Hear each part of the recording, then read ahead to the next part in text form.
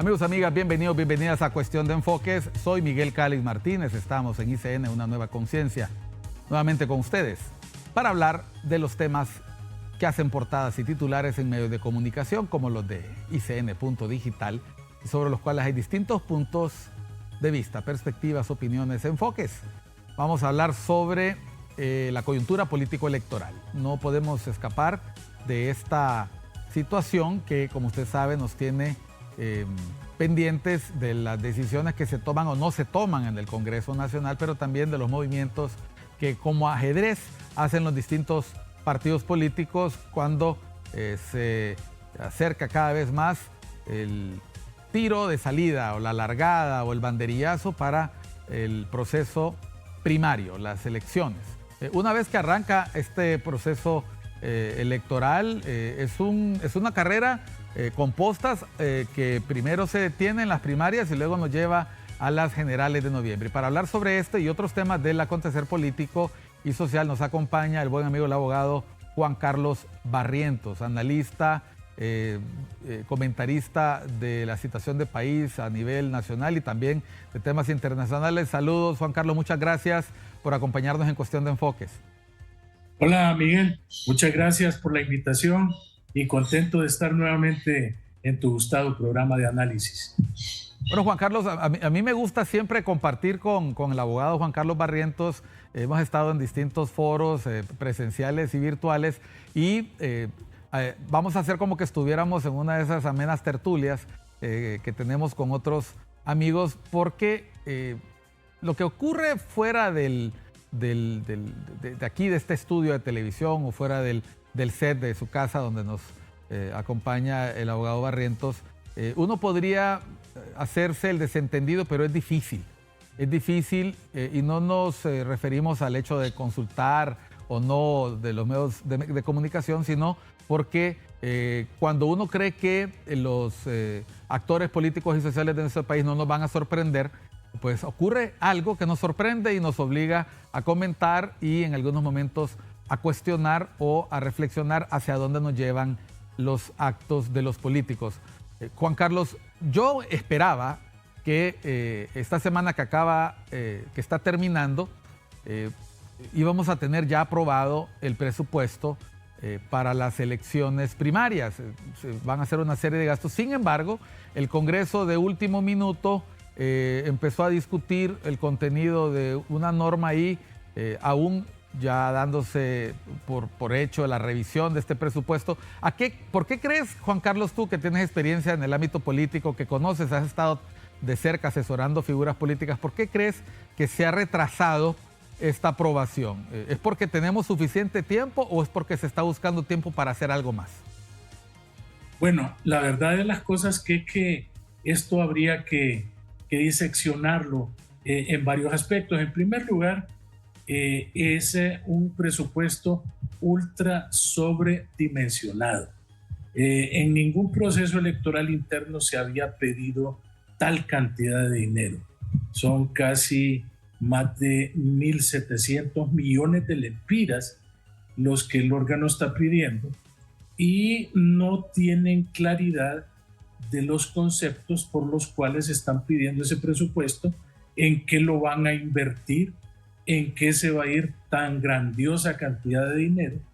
Y lógicamente el gobierno está en aprietos y no haya de dónde sacar el dinero necesario para cumplir con esta función de aprobarles el presupuesto. En segundo lugar, es una estrategia política de parte del gobierno para tratar de llegar a algún tipo de negociación que tenga que ver con alguna implementación nueva en el plano electoral. Recordad que el gobierno maneja el presupuesto, no es tanto el Congreso, sino que el gobierno es el que pone a disposición los recursos y definitivamente tratan de presionar a los partidos políticos, desesperarlos al punto de que crean de que no va a haber tiempo para que se pueda aprobar el presupuesto y por otro lado crear una condición de crisis porque en las crisis de donde salen acuerdos políticos, aunado al hecho de que acaban de sucederse las elecciones en Venezuela y es público que este gobierno simpatiza con Nicolás Maduro, dan la bendición al proceso electoral venezolano y lo dan como un proceso democrático y los resultados son avalados inclusive. Y recientemente el ministro de Defensa, que a su vez es hijo de Carlos Zelaya, secretario del Congreso, sobrino de la mandataria Xiomara Castro de Zelaya y de Mel Zelaya, acaban de visitar Venezuela, estuvieron reunidos con el general Padrino y este tipo de cosas definitivamente son aspectos que vienen en determinado momento a crispar la situación política. El día de ayer que hubo la última sesión de la semana del Congreso, se avanzó notablemente en la aprobación del presupuesto, pero como de costumbre, Miguel, el presidente, entre comillas, porque yo no lo considero presidente del Congreso, procedió abruptamente a interrumpir la sesión, no dijo para cuándo se reanudaba e insisten en introducir dentro de lo que es el concepto de la aprobación del presupuesto aspectos que tienen que ver primordialmente con el tema técnico electoral. Es decir, están ellos tratando de establecer, me parece a mí de manera sospechosa, el tema de el acta electrónica y este tipo de cosas, lógicamente, Miguel, pues la oposición lo toma como algo muy sospechoso, ese interés que tienen manifiesto en poder crear condiciones anómalas dentro de un proceso electoral donde todos sabemos que en Honduras la energía eléctrica no está en todos los municipios, la conectividad a internet mucho menos, y estas cosas, Miguel, siento yo que tienen un trasfondo. Estas cosas no son así antojadizas o que se las inventaron de la noche a la mañana, no. Esto obedece ya a una planificación que en todo sentido nos debe preocupar a todos los hondureños, porque está latente el temor de que quieran repetir o replicar aquí lo que ha pasado en Venezuela, Miguel. Bueno, ya que has traído a colación la situación de Venezuela, la visita del secretario de Defensa junto con el comandante de las Fuerzas Armadas y la ratificación por parte del Poder Judicial venezolano de la decisión del Consejo Nacional Electoral de aquel país del triunfo del presidente Maduro en Venezuela. ¿Qué elementos podrían replicarse del proceso electoral venezolano cuando sabemos que nosotros tenemos algunas diferencias importantes? El órgano electoral está conformado por participantes de otros partidos políticos. No tenemos este proceso electrónico que antes por lo menos se afirmaba no tenía ninguna dificultad en Venezuela y luego terminó teniéndolo.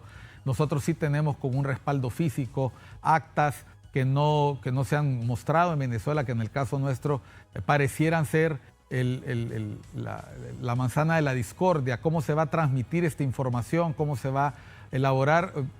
Escuchando declaraciones del diputado en ejercicio de la presidencia del Congreso de la República, Luis Redondo, yo miraba un detalle interesante, que se quiere imprimir el acta en el lugar. Y aquí entonces empiezo a preguntarme por qué, si se tenía intención de desarrollar o implementar cambios tan abruptos o cambios que requieren preparación en un proceso electoral, porque se están haciendo a último minuto. El riesgo de que esto fracase es muy alto. ¿Qué similitudes y qué diferencias ves en el proceso electoral de ese otro país que pudieran de alguna manera generar ruido con las primarias y eventualmente con las generales de Honduras? Bueno, generalmente con las primarias los partidos políticos que tienen poca membresía tratan de inflar los resultados con el objeto de crear un boom ficticio del número de electores que simpatizan con la causa del partido o con la causa del candidato. Esto generalmente lo ha hecho Libre y en las últimas elecciones, y el Partido Nacional, y en las últimas elecciones se vio ese exceso de votos y cuando los observadores visitaban los centros de votación, los encontraban vacíos, de lo que se denota de que efectivamente ya eso forma parte de una táctica política que a mi criterio es gastada, una práctica obsoleta que definitivamente ya no trae ninguna incidencia en la mentalidad del votante.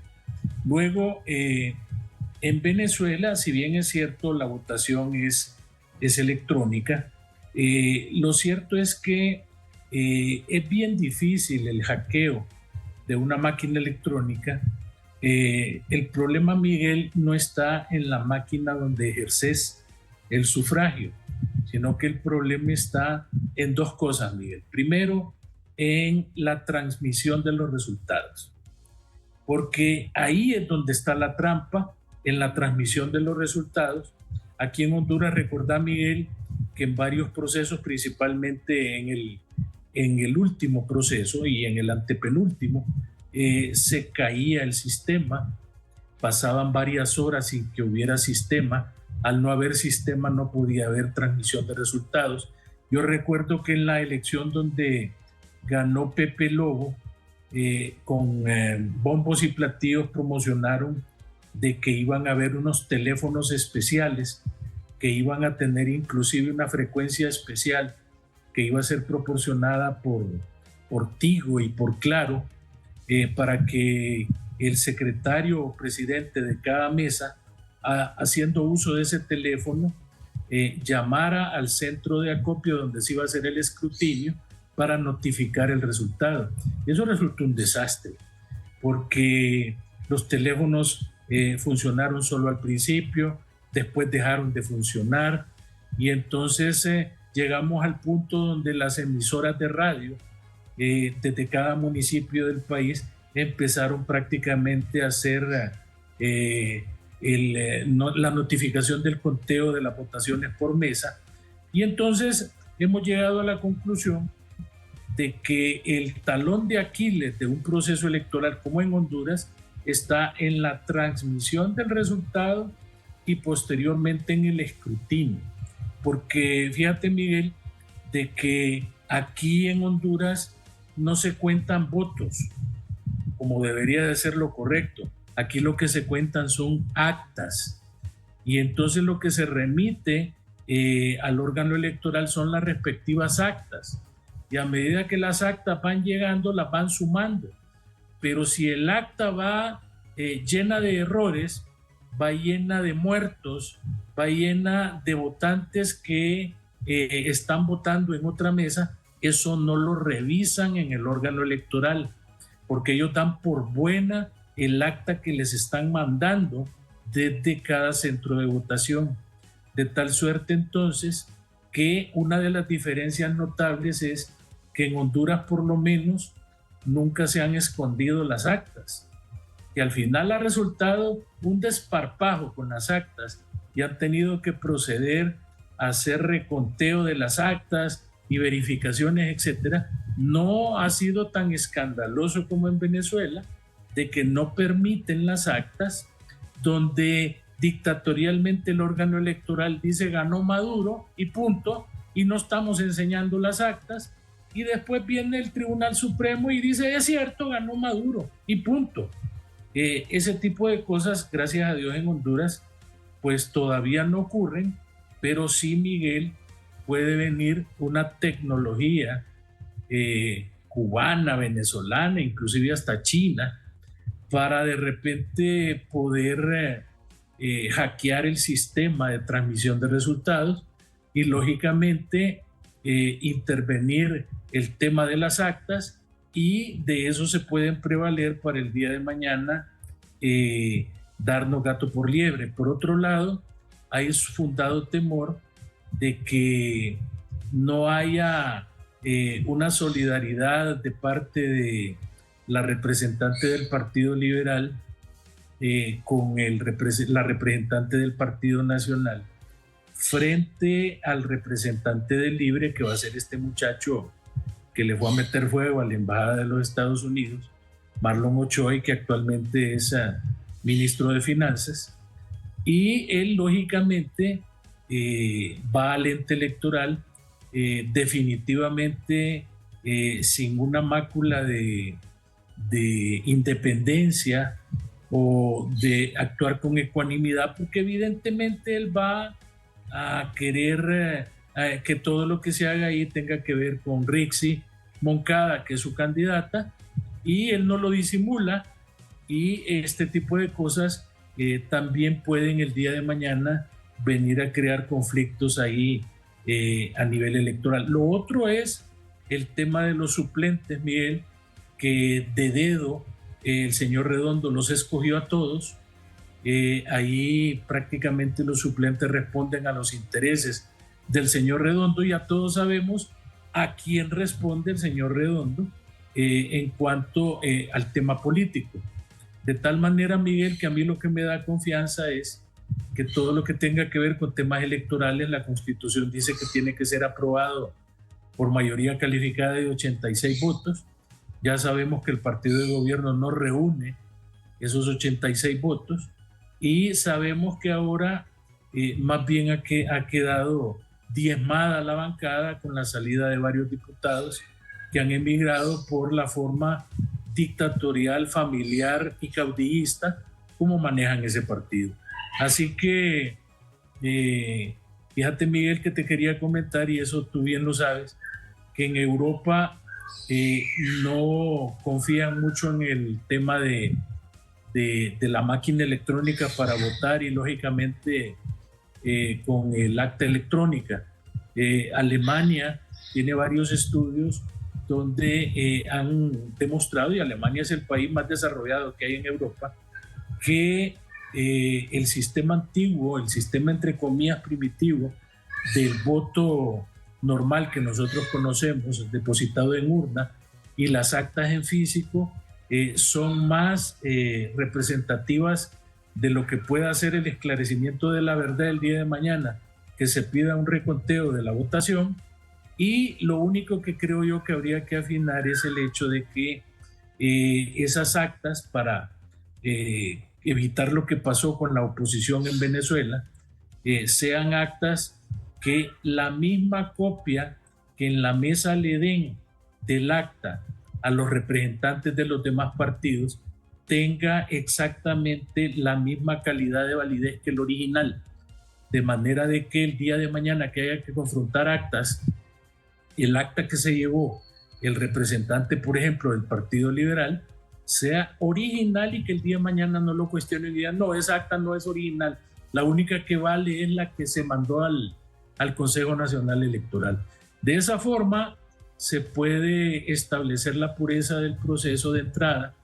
Y lo otro, Miguel, la observancia electoral, pero no de esos observadores pirujos como el Grillo, por ejemplo, que fueron a bendecir el proceso en Venezuela, sino que la sociedad civil hondureña, centros serios como el Centro Carter, por ejemplo, u otro tipo de observación, pero no confiar, por ejemplo, en observadores de izquierda que vienen únicamente a bendecir lo malo y a establecer que los procesos espurios como el de Venezuela fueron correctos, Miguel.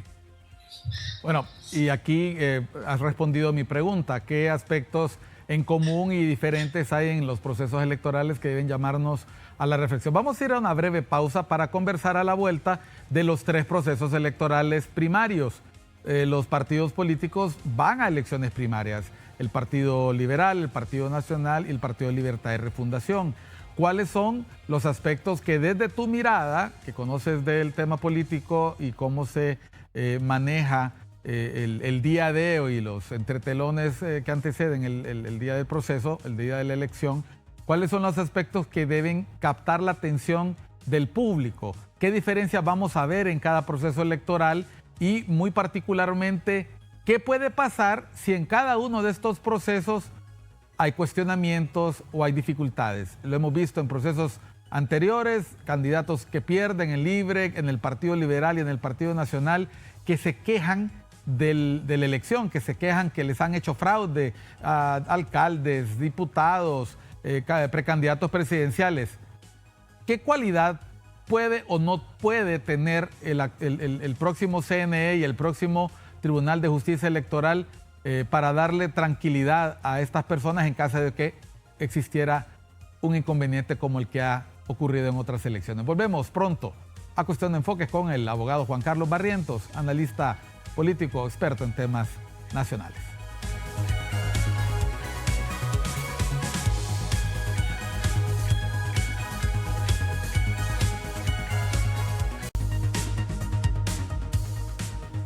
Continuamos en Cuestión de Enfoques. Estamos con el abogado Juan Carlos Barrientos hablando de la coyuntura política electoral del momento.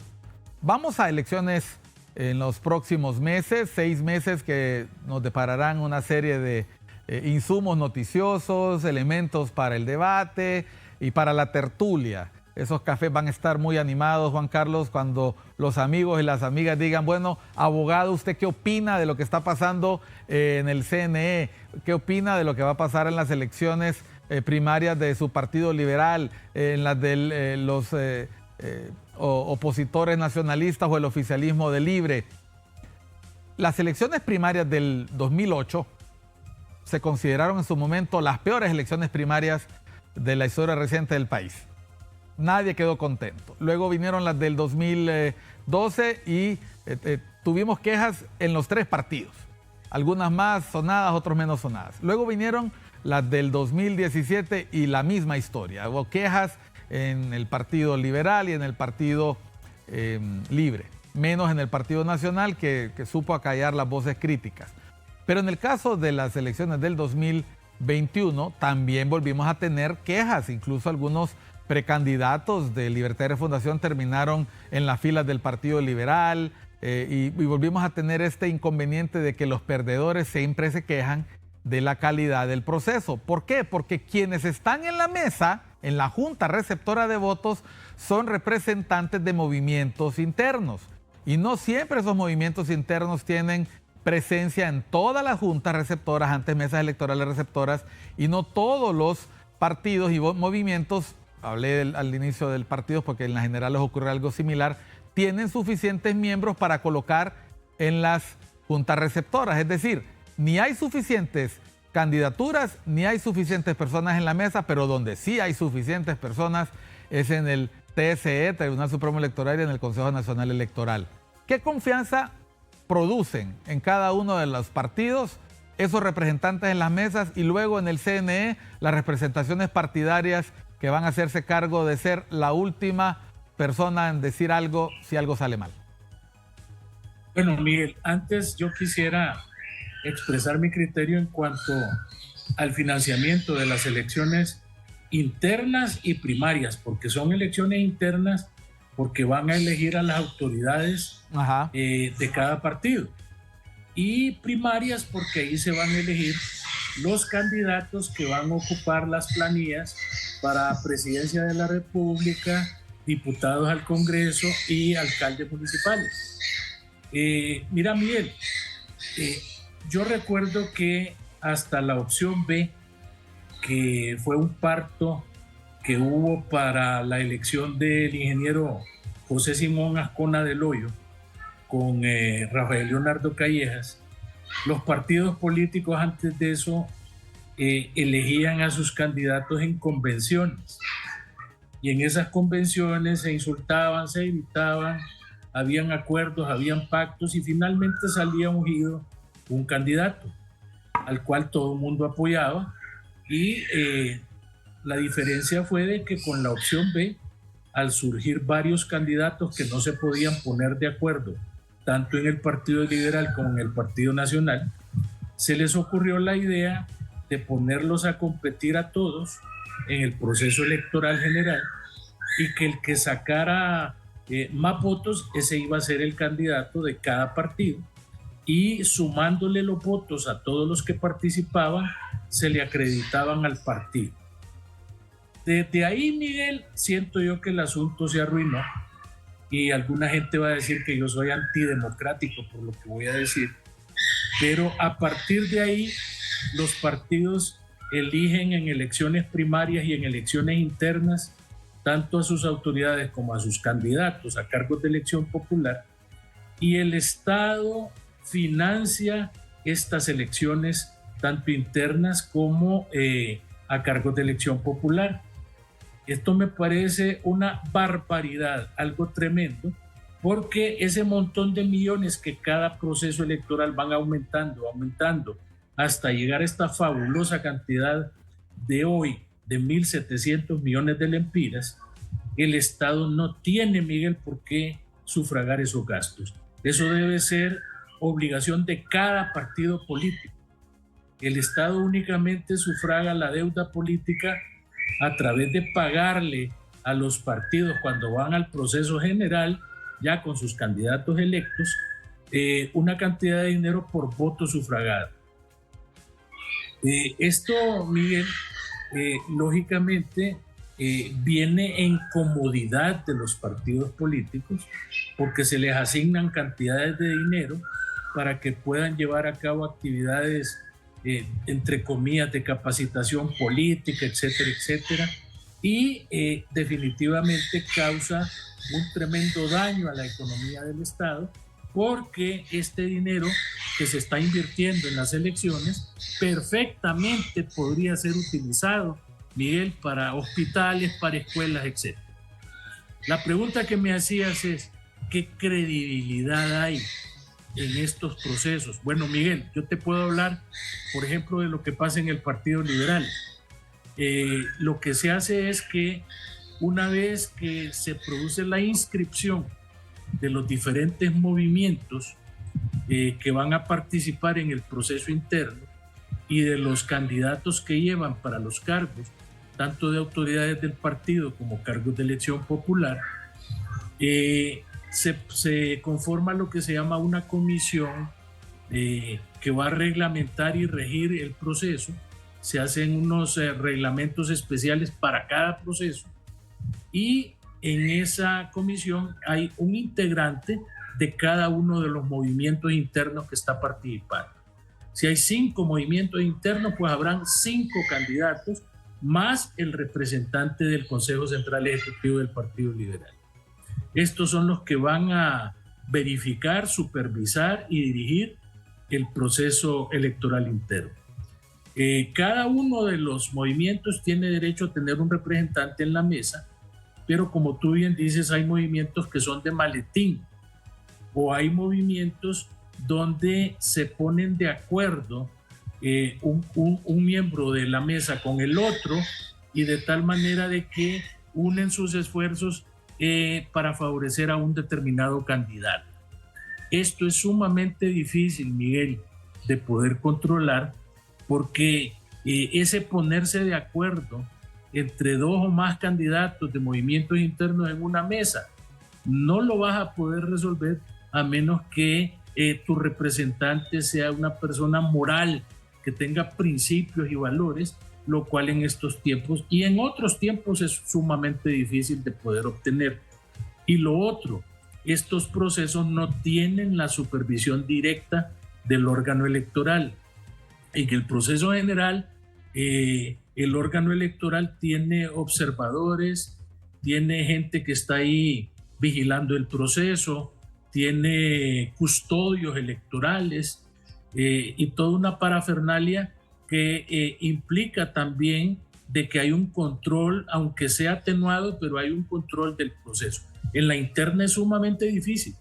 Y fíjate, Miguel, que lo dramático es que por lo menos en los últimos tiempos, sobre todo en el Partido Liberal, el candidato o los candidatos que pierden el proceso se ponen en rebeldía y no apoyan al candidato ganador, debilitando al partido. Y hay otros que son tan sinvergüenzas y tan estomacales que viven de la chamba que descaradamente hacen campaña política en favor de candidatos de otro partido. y después se van a chambas que les dan a efecto de como premiarlos por haber sido tremendos activistas políticos, antaño líderes reconocidos del partido. Ahí tienen a uno, por ejemplo, de director de parques, que a saber qué es lo que hace. Ahí tienen a otro en la alcaldía municipal, tienen a otro de representante de la presidenta en la MUN, la Asociación de Municipios, etcétera, etcétera. Entonces, esta fenomenología, Miguel, es difícil de poderla controlar y si no tenés gente que te cuide tu voto, gente que esté lista y avispada en la mesa para que no le hagan trampa en la mesa, difícilmente vas a poder hablar de pureza electoral, porque aquí no hay pureza electoral. Definitivamente aquí es como cuando estás jugando naipe, cuando estás jugando póker, que si te descuidas y volteas a ver para otro lado, te hacen la trampa. Y son cosas que yo no digo que son comunes o naturales, pero pasan, Miguel, pasan, y no hay que pecar de ingenuo pensando que estamos en un ambiente de pureza donde todos los participantes van a respetar las reglas al pie de la letra. A ver, cada partido político va a primaria, los tres grandes, los otros aprovechan las asambleas partidarias o convenciones, y en el caso del Partido Liberal se hace según la proporción de votos que se logre en el nivel electivo presidencial. Juan Carlos. No, a nivel electivo presidencial, el que recibe más votos, porque mira, es difícil. Mira, hay para nivel electivo presidencial, para nivel de alcaldes, pero no hay para diputados porque el costo es terrible. ¿Te imaginas? ¿Te acordás la papeleta para el proceso electoral pasado? Que parecía una sábana con el montón de candidatos a diputados. Ajá. Entonces, generalmente solo va papeleta para nivel presidencial, el que va de candidato a presidente, y ese arrastra a todos los que puedan ir ahí como diputados, y va la papeleta de alcalde que arrastra a todos los que puedan ir como regidores. Entonces, vamos a ver, para las elecciones internas de cada partido, el Partido Liberal sigue eligiendo convencionales a partir de qué movimiento gana la alcaldía de cada municipio, ¿es correcto? Así es. En el caso del Partido Nacional se hace en proporción a las personas que van en la presidencia, tengo entendido, y así se distribuyen los cargos proporcionalmente para los cargos del Comité Central. Y en el caso de Libertad y Refundación ocurre algo similar, aunque creo que ellos sí colocan una cuarta urna, ellos sí ponen una cuarta urna donde la gente vota por la persona que quiere que dirija el partido. Recuerdo que quienes estaban con la presidente Castro aparecían, y en algún momento se dio la paradoja de que varios candidatos la tenían a ella como candidata presidencial, pero eran movimientos internos diferentes para los puestos de subcoordinación. Y digo subcoordinación porque ya se sabe quién es el coordinador. El coordinador siempre termina siendo el presidente Zelaya. Ahora, este proceso interno se debe distinguir del primario, porque es en el primario en que se eligen a los candidatos. Ahora, pregunta. ¿Tú anticipas que va a haber conflictividad en los tres partidos? En el caso del Partido Libertad y Refundación, prácticamente, y esto no es demeritar al diputado Russell Tomé, pero la abogada Rixi Moncada prácticamente está compitiendo sola. En el caso del Partido Nacional, la contienda se puede poner más reñida porque está la candidatura de la ex primera dama, ahora también ha anunciado una candidatura el general Isaías Barahona, está también el señor Mario Facusé, tenemos a Carlos Urbizo, empiezan a haber figuras, pero se sabe que las que podrían generar más arrastre son los primeros dos, la señora de Hernández y Narri Azura. Y en el caso del Partido Liberal, con la incorporación de estas nuevas figuras, que no lo son, porque vienen uno de Libertad y Refundación y otro del PCH, ¿tú anticipas que puede haber conflictividad a la hora del conteo de votos, que uno de los que pierda en cada uno de los partidos puede quejarse del resultado? Bueno, la verdad de las cosas es que sí. Por ejemplo, en el Partido Nacional no creo que haya ningún tipo de conflicto porque no le veo la suficiente fortaleza a la candidatura de doña Ana de Hernández. Me parece que a pesar de que son buenos candidatos, don Carlos Urbizo no tiene todavía el nivel positivo electoral que pudiera reñir la candidatura con Narrias Fura. Tampoco don Mario Facusé, Jorge Zelaya, creo que también está participando como candidato que es periodista, Jorge Zelaya. También Rodolfo Zelaya, Rodolfito Noche Clara. Así que ahí está clara la situación con Tito Azura. En el partido, yo coincido contigo que en el Partido Libre, doña Rixi va sola a la contención y definitivamente al final más bien se va a sumar Russell Tomé, o tal vez llega hasta el final, pero yo más presiento que va a unirse, tal vez en una negociación de le ofrezcan algo con la señora Moncada.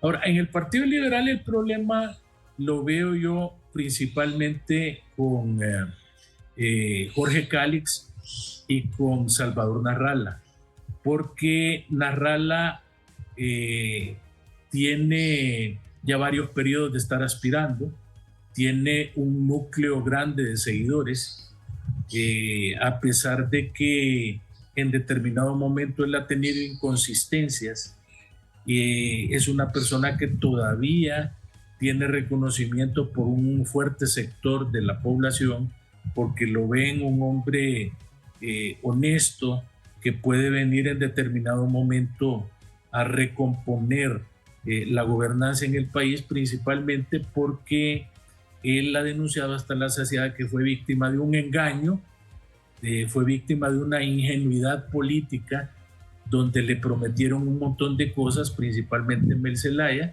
y lógicamente no se las cumple porque pues hay que ser ingenuo en política para creer que le pueden dar todo lo que él pedía. Entonces, frente a eso tenemos a un Jorge Cálix, no sé si te has fijado, que es el más agresivo, es la persona que cuando nadie dice nada de las cosas que están ocurriendo en el país, él es el primero que sale a denunciarlas y lo hace de una manera virulenta, de una manera agresiva. Prácticamente hay temas que solo él los está manejando. Por ejemplo, este último escándalo del juez Vallecillo, Narrala no dijo nada, Tito no dijo nada, el único que tuvo las agallas de hacer todo un tipo de denuncias y de desenmascarar un montón de situaciones fue él.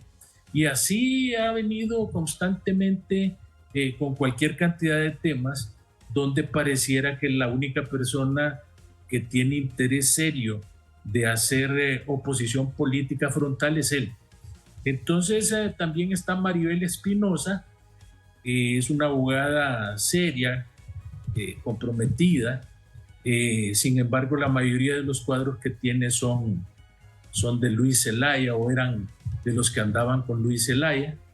En determinado momento esto resiente a muchos liberales porque Luis Zelaya se portó muy mal en el contexto del Partido Liberal y su relación con las demás personas que activaban en la política interna del partido. Y por otro lado, recordemos que se fue debiendo 7 millones de lempiras que nunca pudo establecer en qué los utilizó, a pesar de que hay un pliego de responsabilidades del Tribunal Superior de Cuentas. Se hicieron las denuncias correspondientes ante el Ministerio Público y el caso de la está dormido. Eso le va a pasar factura cuando se quiera ir a inscribir como candidato, porque tiene que ir al partido a inscribirse como candidato, y ahí le van a pasar la cuenta, porque también Luis Zelaya, asustate Miguel, después de que dijo de que ya no iba nuevamente a lanzarse después de los estrepitosos fracasos que ha tenido, ahí anda otra vez, ¿verdad?, queriendo ser candidato presidencial, y ahí la lucha, pues, repito, va a ser encarnizada, pero entre Jorge Cálix y entre Salvador Narrala. Ojalá por Honduras y por tratar de cambiar la gobernanza actual, estas dos personas se logren poner de acuerdo, se apoyen mutuamente, porque si alguno de ellos al perder se hace el disimulado y no apoya al otro candidato, tener la seguridad de que el Partido Liberal va a perder las elecciones, como ha venido ocurriendo, y ya después de esto definitivamente estamos en peligro de tener una dictadura del Partido Libre en Honduras. Bueno, vamos a ir a la última pausa. El último comentario que hacía el abogado Juan Carlos Barrientos de que hay deudas por parte de un precandidato liberal que ya ha anunciado que vuelve a competir. Lo bueno, Juan Carlos, es que ya tienen a un buen cobrador de deudas dentro del partido y lo más probable le pueden pedir al abogado Calix que haga ese cobro. Vamos a una pausa, seguimos con el abogado Juan Carlos Barrientos para volver a nuestro último segmento.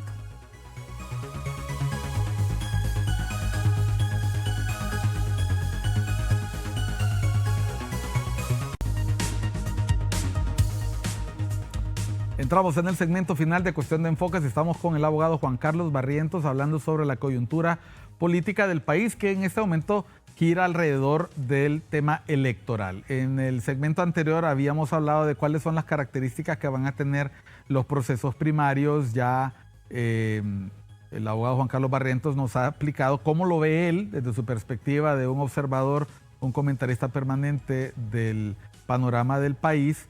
Cómo podría desarrollarse la competencia en cada partido. Podría ser, por lo pronto veríamos en la papeleta, según su opinión, a Rixi Moncada, a Nasri Asfura, y queda la moneda en el aire en el caso del Partido Liberal, que tiene como gran reto el sumar y el unir, que ha sido la gran dificultad en las elecciones de 2017 y 21, que ha aportado votos importantes que le votan a nivel local, que le votan para diputado, pero que no votan por su oferta presidencial.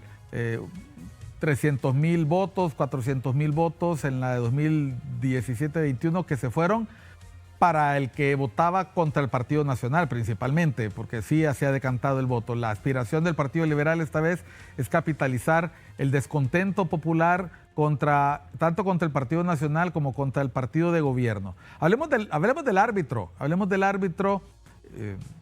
Juan Carlos, abogado Barrientos, siempre se ha hablado del rol que juega el árbitro en las elecciones. Llámese Tribunal Nacional de Elecciones, llámese Tribunal Supremo Electoral. Ahora tenemos un esquema bicéfalo con un Consejo Nacional Electoral y un Tribunal de Justicia Electoral que hasta ahora no ha tenido que intervenir en ningún tema y no cuenta todavía con normativa, no tiene el Código Procesal Electoral.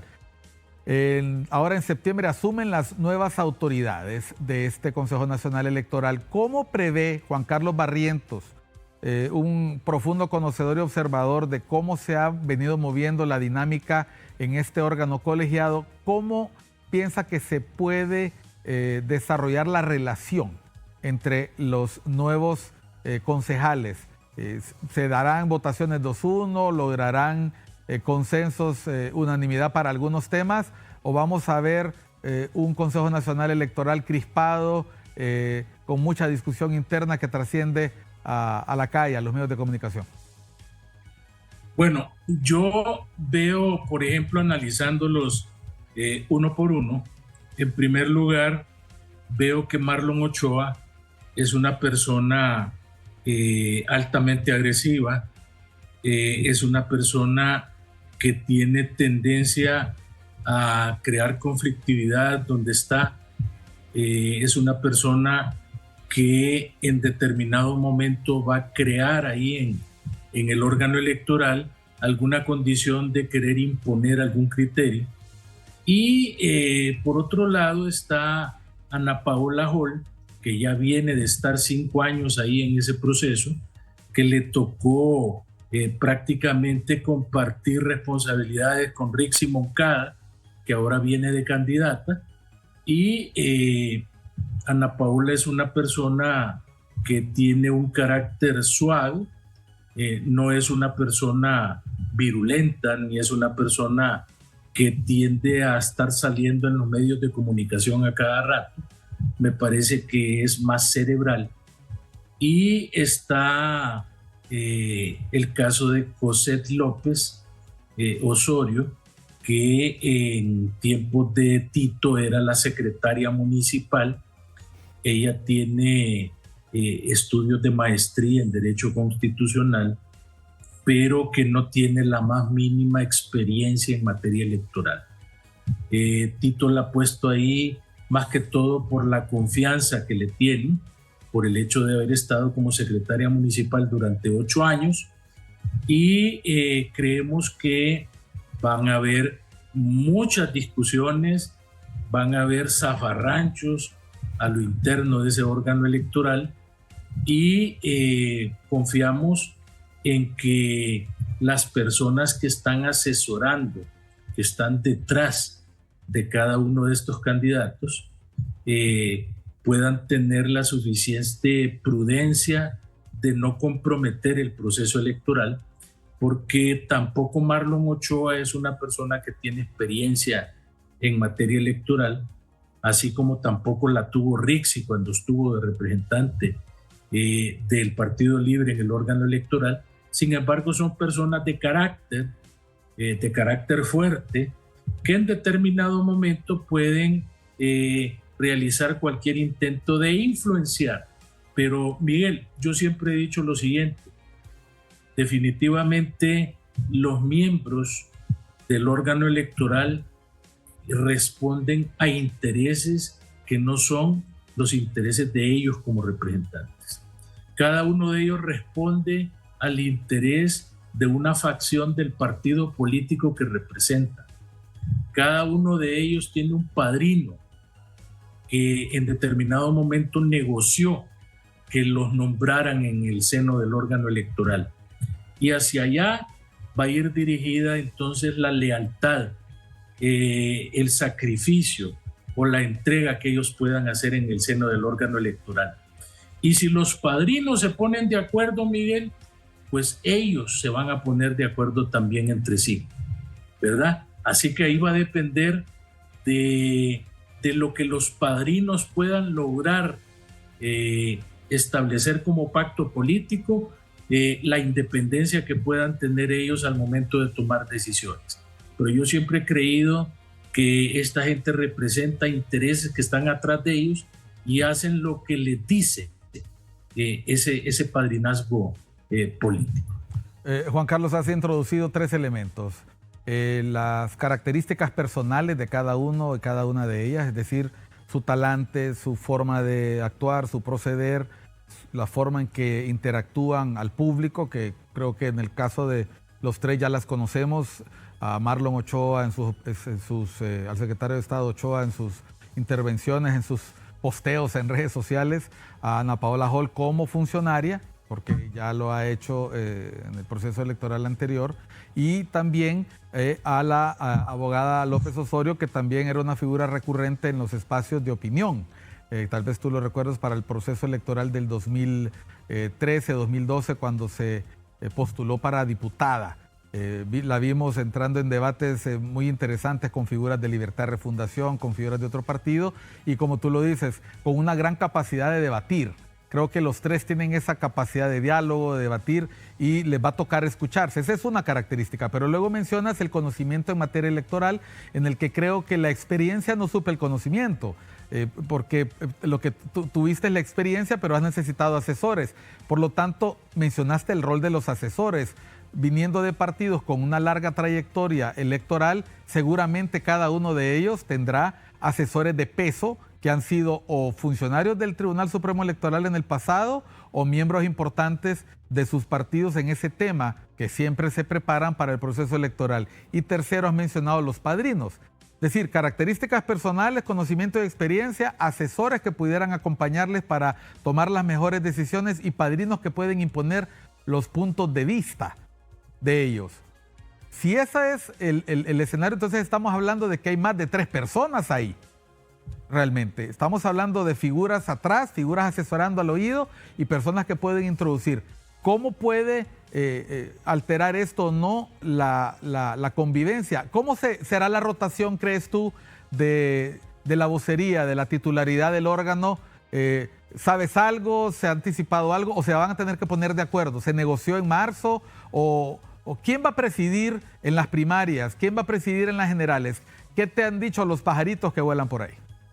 Bueno, yo lo que tengo entendido es que en marzo que se pusieron de acuerdo para los nombramientos en el órgano electoral y en el Tribunal de Justicia Electoral y en el Tribunal de Cuentas, se pusieron de acuerdo en la rotación. Aparentemente, la vez pasada, quien estuvo presidiendo en el año electoral fue el representante del Partido Nacional, Kelvin Aguirre. Uh-huh. Entonces, básicamente está ahorita en duda si va a presidir nuevamente el Partido Nacional. Lo que sí es claro es que el Partido Liberal y el Partido Libre están negociando para ver cuál de los dos preside el procedimiento interno del otro año en marzo y cuál va a presidir las elecciones generales. Aunque el periodo del nombramiento es de un año para cada uno de los concejales, el que presida el próximo año también va a presidir, Miguel, los dos cotejos electorales. Va a presidir las internas y va a presidir las generales. Sí. Y ahorita la disputa está entre que va a ser un representante de Libre o un representante del Partido Liberal, es decir, Ana Paola Hall o Marlon Ochoa. Uno de los dos va a presidir. Me inclino porque va a ser Ana Paola Hall. Uno de ellos va a presidir las primarias, el otro las generales. El Partido Nacional a ver los toros desde la barrera hasta el 2026. Así es. Bueno, y ese es un detalle importante porque a la hora de dar declaraciones, la vocería siempre la lleva quien preside el órgano colegiado y si ocurrieran contingencias, si hubieran disgustos, si hubieran problemas, será esa la primera voz que saldrá a dar la cara pero el órgano, pero sabemos que en el pasado eso no ha impedido que hasta los suplentes opinen. Las figuras de los suplentes designadas a dedo, como dijiste tú por el diputado Luis Redondo, ¿crees que puedan jugar algún rol en el próximo proceso electoral primario y general? Ojalá que no, Miguel, a menos que le echen algo ahí en el café y los enfermen para que pueda llegar el suplente, pero ojalá que no. Y lo otro, Miguel, es que en el pasado no han respetado la vocería del presidente. Acordate cuando Tito Mejía salió declarando a Mel como presidente, ¿verdad? O cuando Rixi Moncada, que no presidía, salió declarando que había ganado el proceso doña Xiomara. Es decir, que vamos a tener que esperar también que los concejales se porten a la altura de la dignidad de su cargo. Juan Carlos, estamos en el minuto final del programa. Te agradezco mucho la gentileza que nos has brindado atendiéndonos desde tu casa. Finalmente, ¿tú te atreves a anticipar un resultado para las próximas elecciones generales? ¿O crees que todavía es muy temprano para saber quién va a ganar? No, Miguel. Fíjate que en el proceso electoral anterior, básicamente la capitalización del voto fue contra Juan Orlando. La gente fue a votar contra Juan Orlando. Acordate del famoso estribillo fuera Jo. Todo el mundo cuando iba a votar, lo que iba en la mente y en la intención al votar no era tanto por el candidato que votaban, sino porque estaban votando en contra de Juan Orlando. Entonces ahorita, Miguel, esa capitalización del voto va contra el Partido Libre por habernos mentido, por habernos engañado, por habernos hecho creer que realmente iban a cambiar al Estado, que iban a cambiar la forma de administrar el gobierno, y estos resultaron corregidos y aumentados y peor que los cachurecos del Partido Nacional que andaban con Juan Orlando Hernández. Así las cosas, Miguel, desde ahorita te digo, el Partido Libertad y Refundación va a perder las elecciones Rixi Moncada no es una persona que las tiene todas consigo, ni aún dentro del Partido Libre logra capitalizar y levantar su campaña, de tal suerte entonces que yo te digo que el próximo presidente de Honduras va a ser liberal. No te digo si va a ser Salvador Narrala o va a ser Jorge Cálix, pero de ahí va a salir, de esos dos, el próximo presidente.